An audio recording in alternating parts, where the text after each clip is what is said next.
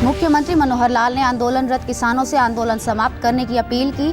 कहा, प्रदेश सरकार बातचीत के लिए किसानों को जल्द भेजेगी निमंत्रण।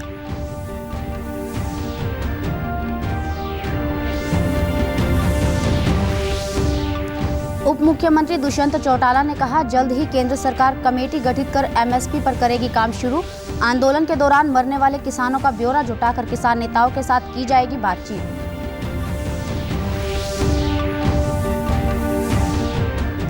कुरुक्षेत्र में आज से अंतर्राष्ट्रीय गीता महोत्सव का हुआ आगाज। राष्ट्रीय और अंतर्राष्ट्रीय स्तर के शिल्पकार अपनी अपनी शिल्प कला के साथ पहुंचे। सुबह 10 बजे से शाम 9 बजे तक चलेगा मेला।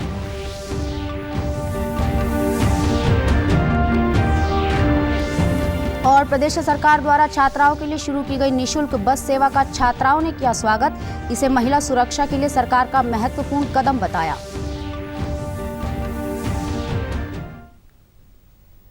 नमस्कार, मैं ममता रानी। अब समाचार विस्तार से। मुख्यमंत्री मनोहर लाल ने आज करनाल में पत्रकारों से बातचीत करते हुए कहा कि प्रदेश सरकार किसानों को बातचीत के लिए निमंत्रण देगी। सरकार खुले मन से सभी मुद्दों पर बातचीत को तैयार है।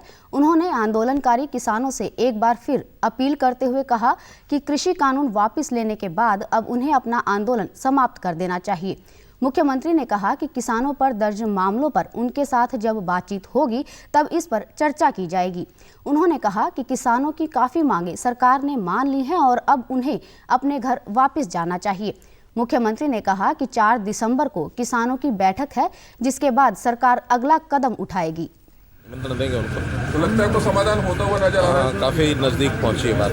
जब आपस में मिल बैठेंगे तो बात करेंगे। तो निमंत्रण भेजेंगे सर? अभी बात करेंगे। नहीं, वो तो मैंने पहले ही अपील की है और दोबारा करता हूँ कि अब उनको वापस अपने घर जाना चाहिए। फिर भी वो 4 तारीख को 2 दिन बाद मीटिंग करेंगे तो फैसला करेंगे।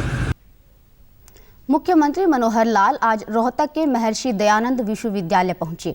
इस दौरान उन्होंने पूर्व उप मुख्यमंत्री स्वर्गीय डॉक्टर मंगल सेन के जीवन पर आधारित पुस्तक डॉक्टर मंगल सेन सैद्धांतिक राजनीति के पथक का विमोचन किया।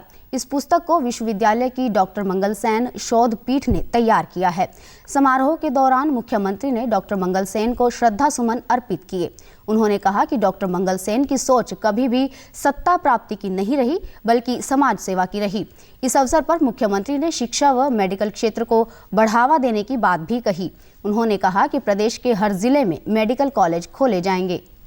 विस्तार कर सकते हैं। हमने मेडिकल कॉलेज के बारे में कहा कि हर जिले में एक मेडिकल कॉलेज होगा। अभी 19 कॉलेज का तो तय हो चुके हैं, या तो बन रहे हैं या चल रहे हैं। आने वाले समय में जो 3 और बाकी बचते हैं 22 जिलों में से, वो भी स्थापित कराएंगे और हर जिले का एक एवरेज मतलब 22 मेडिकल कॉलेज हरियाणा में जरूर होंगे। समय बदल गए हैं, हमको शिक्षा में, स्वास्थ्य में, हर एक चीज में आगे बढ़ना है। सामान्य जन की चिंता भी करनी है, गरीब आदमी के रोजगार की चिंता भी करनी है। कार्यक्रम में पूर्व उप मुख्यमंत्री स्वर्गीय डॉक्टर मंगल सेन को सांसद डॉक्टर अरविंद शर्मा और पूर्व मंत्री मनीष ग्रोवर ने भी उनकी पुण्यतिथि पर श्रद्धांजलि दी। डॉक्टर मंगल सेन जी, इसमें कोई शक नहीं है, ईमानदारी और सादगी की एक जीती जाती मूर्त थी। ईमानदारी और सादगी, और वही सारी खासियत जो डॉक्टर मंगल सेन जी में थी, लोगों के साथ जुड़ करके चलना, लोगों के दुख सुख में शामिल होना, वो सारी की सारी खासियत हमारे माननीय मुख्यमंत्री मनोहर लाल खट्टर जी ने सारी की सारी बात। इस तरह से लोगों की सेवा, किस तरह से भाव, इसी तरह से भाव माननीय मुख्यमंत्री जी का भी है। डॉक्टर मंगल सेन का जो क्षमता, अंतिम व्यक्ति की चिंता करना, अंतिम व्यक्ति की सोच, गरीबों की सोच, उसी उद्देश्य पे माननीय मुख्यमंत्री जी डॉक्टर मंगल सेन का जो सपना है, और आपने देखा होगा अभी योजना चलाई है, क्या 1 लाख से लेकर 80,000 तक का जो गरीबी में आता है, और उनके लिए चिंता करना, उनको रोजगार देना, लोन देना। और परसों भी आपने पूरे प्रदेश के अंदर ऐसी योजना चलाई है। तीनों कृषि कानूनों को वापसी से संबंधित विधेयक पर राष्ट्रपति रामनाथ कोविंद ने हस्ताक्षर कर दिए हैं। वहीं संसद के शीतकालीन सत्र के पहले दिन सोमवार को लोकसभा और राज्यसभा ने कृषि कानून को वापस लेने वाले बिल को मंजूरी दी थी। उप मुख्यमंत्री दुष्यंत चौटाला ने आज भिवानी में पत्रकार वार्ता को संबोधित किया। उप मुख्यमंत्री ने कहा कि जल्द ही केंद्र सरकार कमेटी गठित कर न्यूनतम समर्थन मूल्य पर काम शुरू करेगी। इसके साथ ही किसान आंदोलन के दौरान मरने वाले किसानों का डाटा जुटाकर किसान आंदोलन से जुड़े नेताओं से बात की जाएगी। उन्होंने कहा कि हरियाणा देश का इकलौता राज्य है जहां 19 प्रकार की फल व सब्जियों पर भावांतर भरपाई योजना लागू की गई है।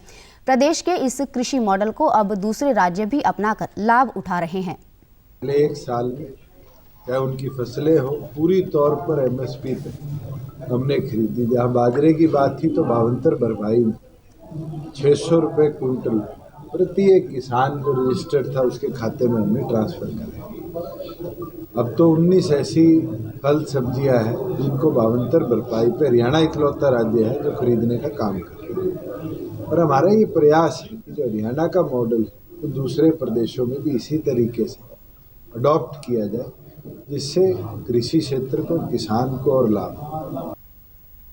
उप मुख्यमंत्री ने कहा कि भारतमाला 2 प्रोजेक्ट के तहत हिसार, तोशाम, सतनाली, रेवाड़ी, तावड़ू से होते हुए KMP को जोड़े जाने व डबवाली से पानीपत को जोड़े जाने के प्रोजेक्ट मंजूर किए जा चुके हैं। इससे उद्योग व परिवहन व्यवस्था को सीधा लाभ पहुंचेगा। कि हिसार से तोशाम, सतनाली और इसको रेवाड़ी होते हुए तावड़ू और आगे KMP तक कनेक्ट किया जाए कि जो हमारे ईस्ट वेस्ट कॉरिडोर की प्रदेश में जरूरत है। आज सारे कॉरिडोर जो बन रहे हैं नॉर्थ साउथ बन रहे हैं। एक तो डवाड़ी से पानीपत, एक हिसार से लेके और वडोदरा एक्सप्रेसवे, 2 कॉरिडोर हम और प्रस्तावित कर चुके हैं। DPR एक की बन चुकी है, दूसरे के लिए पैसा सैंक्शन होने वाला है। धीरे धीरे जैसे उनकी फिजिबिलिटी आती है उन पर भी केंद्र अपना काम शुरू करेगा। कुरुक्षेत्र में अंतर्राष्ट्रीय गीता महोत्सव का सरस और शिल्प मेला आज से आरंभ हो गया। मेले में राष्ट्रीय और अंतर्राष्ट्रीय स्तर के शिल्पकार अपनी अपनी शिल्पकला के साथ पहुंचे। अंतर्राष्ट्रीय गीता महोत्सव में मेले का आयोजन आज से 19 दिसंबर तक किया जा रहा है। यह मेला सुबह 10 बजे से लेकर रात्रि 9 बजे तक चलेगा। सरस मेले के नोडल अधिकारी ने बताया कि मेले में कुल 800 स्टॉलों में से 100 स्टॉल स्वयं सहायता समूह की महिलाओं को आवंटित किए गए हैं ताकि वे अपना उत्पाद बेच सकें। सामान लगाएंगे, उन्हीं के स्टॉल लगे हुए हैं और वही एक आमदनी का जरिया है इनके लिए। और ये 2 दिसंबर से 19 दिसंबर तक मेला चलेगा, लगभग 18 दिन के करीब। और इसमें जो भी कस्टमर आएगा, इसमें सबसे बड़ी बात यह है, कस्टमर से पहले मैं बताना चाहूँगा कि ये सबको स्टॉल फ्री ऑफ कॉस्ट दिए गए हैं। लेकिन कोविड की वजह से एक स्टॉल इस बार बीच में खाली रखा गया है और दूसरा स्टॉल दिया गया है। गीता महोत्सव के सरस मेले में अपना सामान लेकर आए दुकानदारों ने कहा कि वे हर वर्ष अंतर्राष्ट्रीय गीता महोत्सव में अपनी प्रस्तुति लेकर आते हैं। कोरोना महामारी के कारण गत वर्ष गीता महोत्सव का आयोजन नहीं हो पाया था, परंतु इस बार उन्हें उम्मीद है कि उनके हाथ से बनाए हुए सामान को पसंद किया जाएगा। 15 साल से मैं आ रही हूँ, बहुत अच्छे इधर का ग्राहक है, अच्छी सेल होती है। और हम लोगों का पास डाई फ्लावर है, सूखा वाला फ्लावर से हम लोग नेचुरल में बनाते हैं। जैसे गेहूँ की है, बजरा की है, छोले की है, ऐसे ऐसे बहुत तरीक़ा से ये भारत अमृत महोत्सव मना रहा है, 75वां अमृत महोत्सव मना रहा है। उसी संख्या को देखते हुए 75 चित्रकारों का समागम यहाँ किया गया है। भारत से 75 आर्टिस्ट आए हुए हैं और सारे अपने विधाओं में, अपनी शैली में पारंगत हैं, अपने एक शैली को लेकर आए हुए हैं। मेले में आए पर्यटकों ने कहा कि गीता महोत्सव की आज शुरुआत हुई है और मेले में उन्हें खूब रौनक देखने को मिल रही है। गीता जयंती का आगाज़ हो रहा है और बहुत ही अच्छी व्यवस्था प्रशासन के द्वारा यहाँ पर की गई है। तमाम तरह के स्थानों से, यहाँ तमाम जिलों से, राज्यों से लोग आए हुए हैं। पहला दिन है गीता जयंती का और यहाँ पे पहले दिन ही बहुत ही ज़्यादा रौनक है, बहुत ही रश है, बहुत सारे लोग आए हुए हैं और स्टॉल्स भी लग रहे हैं काफ़ी सारे से। आप देख सकते हैं यहाँ पे ज्वेलरी की शॉप है। प्रदेश सरकार द्वारा छात्राओं के लिए निःशुल्क बस सेवा का जिले की छात्राओं ने स्वागत किया है। राजकीय महिला महाविद्यालय के प्राचार्य ने बताया कि इस निःशुल्क बस सेवा से विशेषकर ग्रामीण क्षेत्रों से आने वाली छात्राओं को काफी लाभ मिलेगा। उन्होंने कहा कि महिला सुरक्षा के लिए यह सरकार का एक अच्छा कदम है। प्राचार्य ने कहा कि निःशुल्क बस सेवा से छात्राओं के बस का शुल्क भी बचेगा।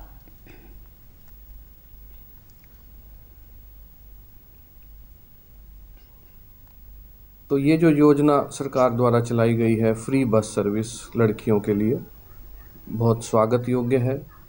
लड़कियां बहुत खुश हैं इस फैसले से, ताकि वो उसी बस में आएँ जिसमें सिर्फ लड़कियां हों।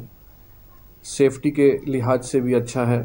तो ERP पे जो डाटा सरकार ने मांगा था, हमने अपने महाविद्यालय की तरफ से जो लड़कियां जिस गांव से आती हैं वो भेज दिया गया है।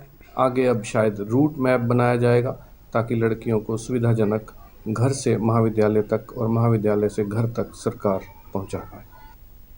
फतेहाबाद जिले की छात्राओं ने सरकार के इस निर्णय का स्वागत करते हुए कहा कि सुरक्षा के मद्देनजर यह एक सार्थक निर्णय है। छात्राओं ने कहा कि सरकार के इस कल्याणकारी निर्णय से शिक्षा के स्तर में बढ़ोतरी होगी और महिला सशक्तिकरण को भी बढ़ावा मिलेगा। वे प्रदेश सरकार का मुफ्त बस सेवा चलाने के लिए आभार व्यक्त करती हैं। में फ्री सेवा दी जा रही है हमें, हमारे स्टूडेंट्स को, तो इससे बहुत ज़्यादा अच्छा लगता है कि पहले हमारे पेरेंट्स हमें छोड़ के आते थे तो बहुत ज़्यादा टाइम वेस्ट होता था उनका, पर आज हम खुद अपने बस से खुद चले जा रहे हैं और ये बहुत ज़्यादा कन्वीनियंट भी है। सरकार द्वारा ये बस पास फ्री सेवा दी जा रही है सर, इसके लिए हम इसका धन्यवाद करते हैं सर। हम पहले प्राइवेट बसों में आते थे, उनसे वो हमसे किराया भी लेते थे सर, अब हम फ्री सुविधा है सर हमारे पास, ये हम इसलिए सरकार का धन्यवाद करते हैं। पहले प्राइवेट बसेज में आना पड़ता था और वो कई बार पास भी नहीं अलाउड करते थे और कई बार उतार देते थे और उनकी टाइमिंग की भी प्रॉब्लम थी। जैसे क्लासेज 9 बजे लगती थी तो वो कई बार ज़्यादा पहले आ जाती थी, कई बार लेट आती थी। दिल्ली के विज्ञान भवन में आज 5वां अंतर्राष्ट्रीय अंबेडकर सम्मेलन आयोजित किया गया। राष्ट्रपति रामनाथ कोविंद ने इस सम्मेलन का उद्घाटन किया। अपने संबोधन में राष्ट्रपति ने कहा कि बाबा साहब की सोच में भारतीयता के समक्ष जाति, धर्म और संप्रदाय का स्थान नहीं था। कहते थे, जब दूसरे नेता कहते थे कि हम पहले भारतीय हैं और बाद में हिंदू और मुसलमान, सिख या ईसाई हैं, उस समय बाबा साहब कहा करते थे कि हम पहले भी भारतीय हैं, बाद में भी भारतीय हैं और अंत में भी भारतीय हैं। इस प्रकार हम सदैव भारतीय ही हैं। अर्थात बाबा साहब की सोच में भारतीयता के समक्ष जाति, धर्म और संप्रदाय का कोई स्थान नहीं था। कोविड-19 के नए वेरिएंट ओमिक्रॉन को ध्यान में रखते हुए सरकार ने इस संक्रमण से बचाव के लिए तैयारियां तेज कर दी हैं। केंद्रीय स्वास्थ्य मंत्री मनसुख मांडविया ने आज एयरपोर्ट स्क्रीनिंग को लेकर राज्यों के साथ बैठक की। बैठक में स्वास्थ्य मंत्री ने सभी राज्यों से अंतर्राष्ट्रीय हवाई अड्डों पर सख्ती से निगरानी रखने की बात कही है। गौरतलब है कि दक्षिण अफ्रीका और अन्य हाई रिस्क वाले देशों से लौटे 6 लोग कोरोना संक्रमित पाए गए हैं। कोरोना संक्रमित पाए लोगों के नमूने जीनोम सीक्वेंसिंग के लिए भेज दिए गए हैं। इसके साथ ही उनकी लगातार ट्रेसिंग भी की जा रही है। भारत कोविड-19 के खिलाफ लड़ाई को मजबूत करने के लिए दुनिया का सबसे बड़ा टीकाकरण अभियान चला रहा है। देश में कोविड रोधी टीकाकरण अभियान के तहत 125 करोड़ का आंकड़ा पार कर लिया गया है। केंद्रीय स्वास्थ्य मंत्री मनसुख मांडविया ने कहा है कि यह प्रत्येक देशवासी के लिए गर्व का क्षण है। उन्होंने कहा कि देश में जैसे जैसे हर घर दस्तक अभियान तेज हो रहा है, वैसे वैसे देश कोविड के खिलाफ लड़ाई में एक नए जोश और एक नई ऊर्जा के साथ आगे बढ़ रहा है। वहीं पिछले 24 घंटों में कोविड के 9,000 से अधिक नए मामले सामने आए हैं और 8,000 से अधिक मरीज स्वस्थ हो चुके हैं। इससे स्वस्थ होने की दर बढ़कर 98.35% हो गई है। प्रदेश में भी कोरोना टीकाकरण का कार्य सुचारू रूप से चल रहा है। प्रदेश में अब तक कोरोना रोधी टीके की 2,88,13,000 से अधिक खुराक दी जा चुकी है। प्रदेश में कोविड से 7,61,000 से अधिक लोग स्वस्थ हो चुके हैं, जबकि 146 मामले सक्रिय हैं। अंत में इस बुलेटिन के मुख्य समाचार एक बार फिर। मुख्यमंत्री मनोहर लाल ने आंदोलनरत किसानों से आंदोलन समाप्त करने की अपील की। कहा, प्रदेश सरकार बातचीत के लिए किसानों को जल्द भेजेगी निमंत्रण।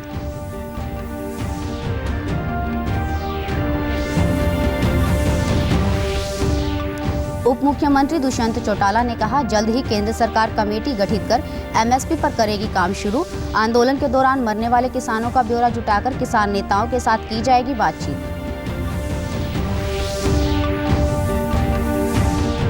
कुरुक्षेत्र में आज से अंतर्राष्ट्रीय गीता महोत्सव का हुआ आगाज। राष्ट्रीय और अंतर्राष्ट्रीय स्तर के शिल्पकार अपनी अपनी शिल्पकला के साथ पहुंचे। सुबह 10 बजे से शाम 9 बजे तक चलेगा मेला।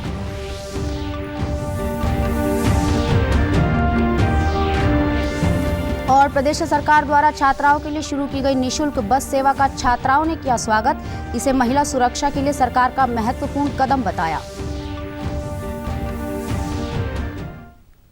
सभी दर्शकों से अपील है कि आप जब भी घर से बाहर निकले तब मास्क जरूर पहनें, 2 गज की दूरी बनाए रखें और एक नियमित अंतराल पर अपने हाथ धोते रहें। और अगर आप पात्र हैं तो टीकाकरण अवश्य करवाएं, तभी आप कोरोना महामारी से बच सकते हैं। आज के बुलेटिन में बस इतना ही। नमस्कार।